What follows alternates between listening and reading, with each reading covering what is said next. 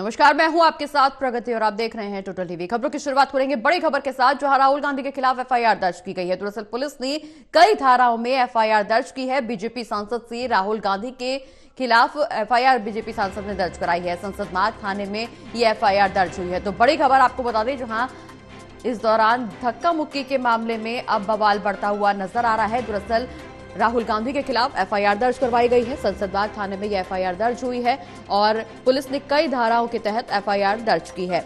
तो बड़ी खबर आपको बता दें, जहां बीजेपी सांसद ने राहुल गांधी के खिलाफ एफआईआर दर्ज करवाई है।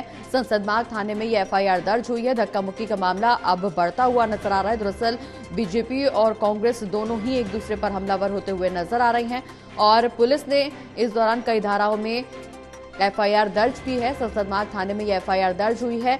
बता दें कि राहुल गांधी के खिलाफ एफआईआर दर्ज करवाई गई है। बीजेपी सांसद ने यह एफआईआर राहुल गांधी के खिलाफ दर्ज करवाई है। पुलिस ने कई धाराओं में यह एफआईआर दर्ज की है।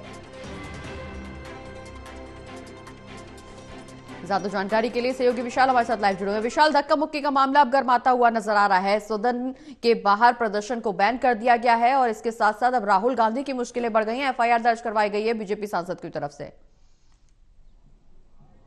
जी प्रगति, बिल्कुल जिस तरह से कल संसद में धक्का मुक्की हुई सांसदों के बीच, उसके बाद बीजेपी के दो सांसद मुकेश राजपूत और प्रताप सारंगी दोनों जो है घायल हुए हैं और अभी तक वो आरएमएल अस्पताल में भर्ती है। जिसके बाद बीजेपी के सांसदों ने कल देर रात को जो है पार्लियामेंट स्ट्रीट थाने में एफआईआर दर्ज कराने की मांग करी, उनके राहुल गांधी के खिलाफ शिकायत दर्ज कराई। जिसके बाद दिल्ली पुलिस ने राहुल गांधी के खिलाफ 6 अलग अलग धाराओं के तहत जो है एफआईआर दर्ज कर दी है, जिसमें हत्या का प्रयास, स्वेच्छा से चोट पहुंचाना, गंभीर चोट पहुंचाना और एक सरकारी कर्मचारी का काम में अड़ंगा डालना, ऐसे तमाम धाराएं जो है राहुल गांधी के ऊपर लगाई गई हैं। जिसके बाद राहुल गांधी की मुश्किलें बढ़ गई हैं। आज 10 बजे राहुल गांधी अपने सभी कांग्रेस के सांसदों के साथ एक मीटिंग भी करने वाले हैं और साथ ही साथ सूत्रों के हवाले से एक खबर भी सामने आ रही है कि कांग्रेस का देशव्यापी प्रदर्शन भी हो सकता है केंद्र सरकार और बीजेपी के खिलाफ, क्योंकि कल भी जो है प्रदर्शन देखने को मिले थे। आम आदमी पार्टी ने भी प्रदर्शन किया था और जो क्या कहते हैं राहुल गांधी जो पार्टी है कांग्रेस ने भी जो है प्रदर्शन किया था। और आज फिर जब राहुल गांधी के खिलाफ एफआईआर दर्ज हो चुकी है तो एक बार फिर से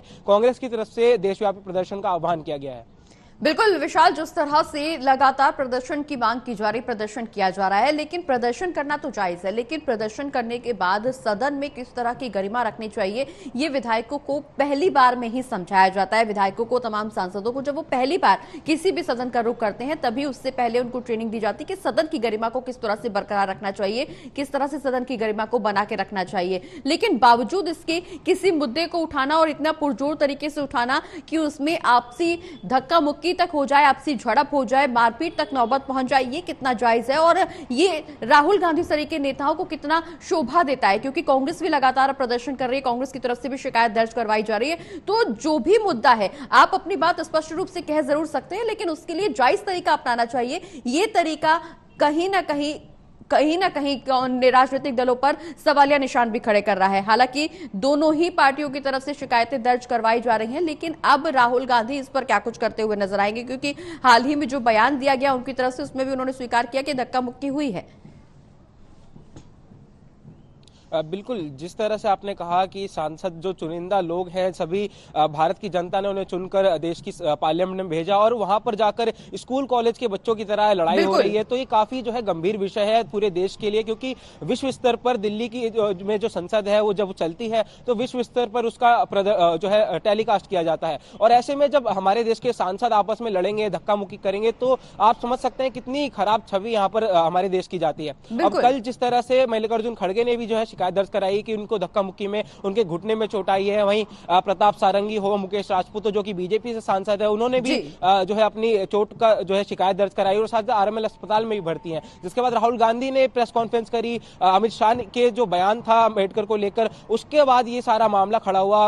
अमित शाह से इस्तीफे की मांग कांग्रेस पार्टी लगातार कर रही है, फिर तमाम विपक्षी पार्टियां हैं, लेकिन अब जो है राहुल गांधी इसमें फंस गए हैं, क्योंकि उनके खिलाफ एफआईआर दर्ज हो चुकी है और एक नहीं 6 बल्कि धाराएं जो है उनके खिलाफ लगाई गई हैं। तो हत्या का प्रयास सबसे बड़ा यहाँ पर धारा उनके खिलाफ लगाया। तो ऐसे में राहुल गांधी की क्या कुछ यहाँ पर आगे रणनीति रहती है, क्योंकि 10 बजे वो अपने कांग्रेस सांसदों के साथ मीटिंग करेंगे और अपने वकील को भी जो है वो यहाँ पर इत्तला कर सकते हैं, क्योंकि राहुल गांधी पहले भी कई सारी ऐसी मुश्किलों में फंस चुके हैं। तो दोबारा वो इस मुश्किल से बाहर जल्दी निकलना चाहेंगे। इसी के मद्देनजर वो 10 बजे अपने सांसदों के साथ मीटिंग कर रहे हैं। और इसी के साथ साथ कांग्रेस के सूत्र बता रहे हैं कि आज देशव्यापी जो है प्रदर्शन भी कहीं ना कहीं कांग्रेस के कार्यकर्ताओं द्वारा देखा जा सकता है।